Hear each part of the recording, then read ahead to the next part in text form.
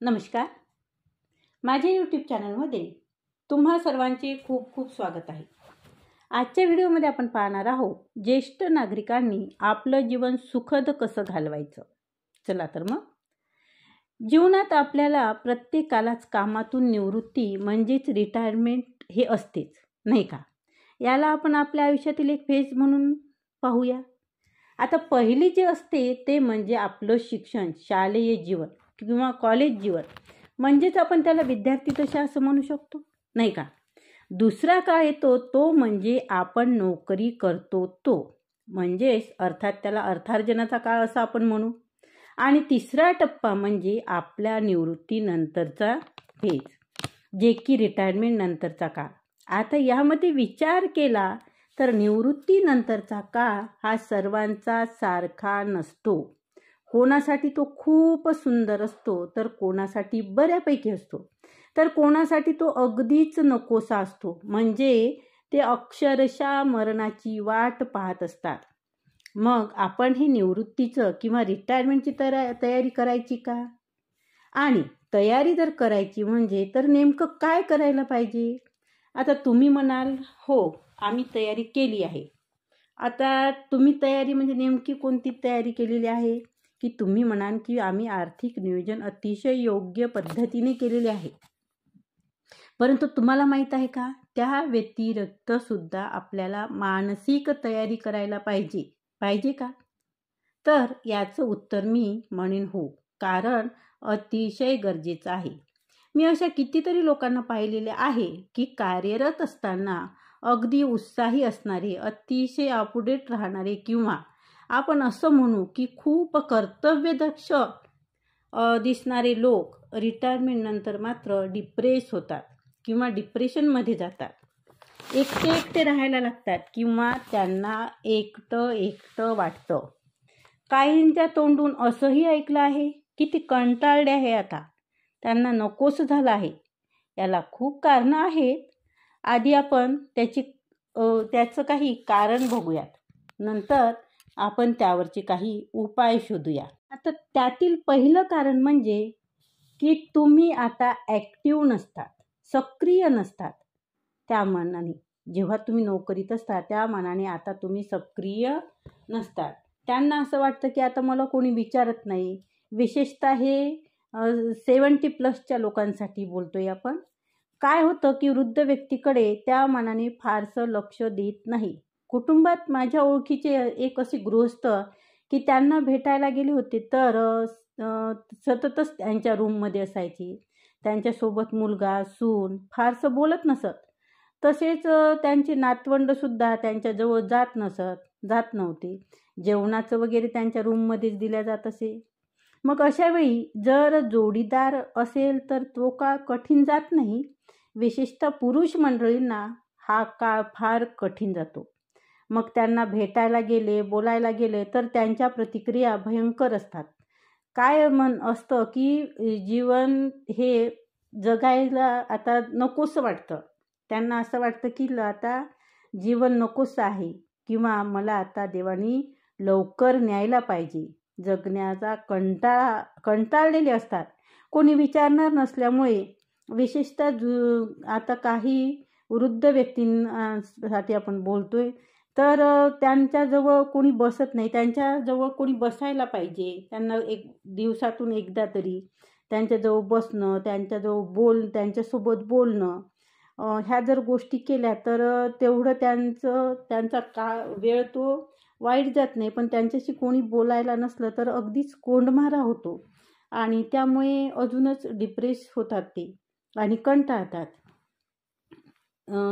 काही व्यक्तींच्या बाबतीत असं होतं की हे लोक, त्यांना जेवणसुद्धा कमी दिलं जातं, कारण त्यांना लॅट्रिनला जायचा त्रास होते, लॅट्रिन लागते. त्यामुळे त्या लोकांना जेवणसुद्धा असे तर सुद्धा व्यक्ती मी पाहिले आहे की त्यांना जेवण कमी दिले जाते.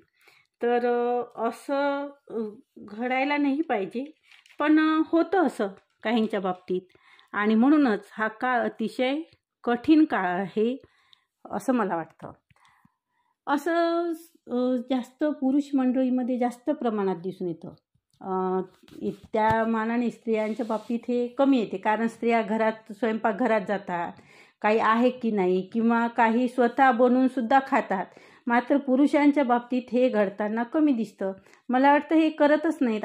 स्वयंपाकघरात डोकावणं हे त्यांचं मूळ स्वभावच नसल्यामुळे ते स्वयंपाकघराकडे वळत नाही आणि जे दिलं ते खातात आणि राहतात. आता काय होतं, हे होत असताना तर आपण सर्वप्रथमतः आपलं हेल्थ चांगली ठेवली पाहिजे, म्हणजेच आरोग्य चांगले ठेवायला पाहिजे. कारण आपल्याला माहीत आहे की औषध, मेडिसिन वगैरे त्यामुळे सगळ्यांची आयु मर्यादा आता वाढलेली आहे. मला वाटतं रिटायरमेंट नंतर आपलं 30 वर्षापर्यंत माणूस हल्ली जगतोय, नाही का? विचार करा, 90पर्यंत म्हणजेच 30 वर्षापर्यंत तरी माणूस जगत असतो. त्यासाठी आपल्याला आपली मनाची तयारी ठेवायला पाहिजे आणि आनंदात, सुखात आपण राहायला पाहिजे. आता मी म्हणते की आनंदात किंवा सुखात म्हणजे काय, तर फक्त तुम्ही TV बघताय, मोबाईलवर असणे म्हणजे तुम्ही आनंदात आहात का? आणि खरंच आनंद कुठल्या भौतिक गोष्टी देऊ शकतात का माणसाला? मला नाही वाटत, कारण आनंद हा कुठल्याही भौतिक गोष्टीत नसतो. ती एक मनाची व्यवस्था आहे, कारण आनंद हा तुमच्या मनात असतो. त्यामुळे तुम्ही तुमचं रुटीन लाईफ व्यवस्थित ठेवायला पाहिजे, आरोग्य चांगले राहायला पाहिजे. आता रुटीन लाईफ म्हणजे काय, तर तुम्ही सकाळी किती वाजता उठता, नोकरीत असताना तुम्ही करायचं ना, तुम्ही तुमचं रुटीन पाळलंच पाहिजे, किंवा पाळत होताच ना तुम्ही नोकरीत असताना, की सकाळी उठणे, आवरणे, घड्याळाच्या काट्याप्रमाणे आणि तुमचं सगळं चालत होतं. जेवण किती वाजता, उठायचं किती वाजता, कोणत्या कामाला किती वेळ द्यायचा, हे तुमचं रुटीन नंतरही तुम्ही फॉलो करायला पाहिजे. रिटायरमेंट नंतरही उठला किंवा चालतं ना, नाही का? आपण आपला दिनक्रम जर व्यवस्थित आखून घ्यायला पाहिजे आणि व्यवस्थित राहायला पाहिजे. अर्थात रुटीन पाळून, दिनक्रम सांभाळून बऱ्याच जणांचा काय होतं की त्यांना वाटतं की मी माझ्या आता तिसरी महत्त्वाची गोष्ट म्हणजे काय होते की बऱ्याच जणांना असं वाटतं की मी माझी मला आयडेंटिटीच नाही आहे, किंवा स्वतःची ओळख विसरल्यासारखं वाटतं त्यांना, की माझी काहीच व्हॅल्यू नाही आहे, माझं काहीच उपयोग नाही आहे. असं का वाटतं, तर तुम्ही जॉब करत असताना तुम्ही तुमची आयडेंटिटी, मी अमुक आहे, मी तमुक आहे, मी लेक्चरर आहे, मी शिक्षिका आहे, मी बँकेत आहे, आणि नंतर काय होतं ना की तुम्ही रिटायर झाल्यानंतर ती ओळख तुमची जाते आणि मग बऱ्याच जणांना असं वाटतं की आता माझा उपयोग नाही. आणि ह्या ज्या गोष्टी आहे ना त्या बिलकुलच मनात आणायच्या नाही. रिटायर्ड लाईफ एन्जॉय करायची, छान जगायचं, आणि त्यासाठी तुम्हाला एंगेज ठेवणे खूप महत्त्वाचे आहे. बिझी राहण्याचा मार्ग शोधा, काहीही करा. रिटायरमेंट नंतर ज्या तुमच्या हॉबीज आहेत, जे छंद आहे, तो छंद जोपासा. कोणाला गाण्याचा छंद आहे, कोणाला चित्रकला आहे, कोणाला योगा करता येते, तर तुम्हाला ज्याच्यात आवड असेल तो मार्ग तुम्ही निवडू शकता. आता बरेच योगा शिक्षक म्हणून रिटायर्ड लोक योगा शिक्षक म्हणून हे करतात. रिटायर्ड लोक पाहिले आहे. चित्रकला, गाण्याचे क्लासेस काही जण घेतात. आता ज्यांना गाण्याची आवड आहे ते गाण्याचे क्लासेससुद्धा घेतात. आता काय होतं की काही जणांच्या बाबतीत होतं, सगळ्यांच्याच बाबतीत नाही म्हणत मी, काही जणांच्या बाबतीत असं होतं की आता त्यांना वेळ पाळायचं जीवावर येतं. आता क्लासेस घ्यायचे म्हणजे काय होतं की वेळेचं बंधन आलं. या अमुक वेळेपासून तर तमुक वेळेपर्यंत ह्या वेळेचं बंधन तुमच्यावर आलंच.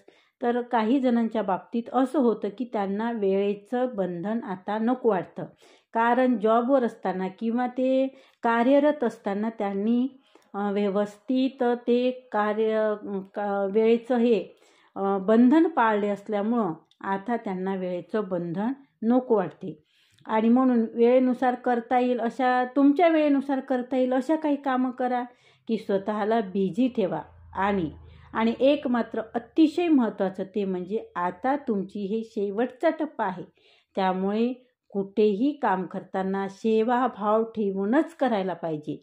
आणि आणखी एक सल्ला असेल, या टप्प्यावर आता सर्वांशी गोड बोला, मिळून मिसळून राहा. घरातील लोकांविषयी चुकूनही कोणाकडे काहीही बोलायला जाऊ नका. कारण घरातील लोकांच्याबद्दल जर तुम्ही बोललं तर तुम्हाला घरातल्याच लोकांसोबत राहायचं आहे आणि त्यांचं वाईटपण घेऊन तुमचा काळ हा अतिशय खराब जाईल. त्यामुळे घरातील लोकांविषयी बोलणं टाळा आणि हॅपी जगा, आनंदात जगा, छान एन्जॉय करा. 70+ सिनियर सिटीजनसाठी छान जगा, आपलं दिनक्रम पाळा आणि खूप खूप शुभेच्छा. धन्यवाद.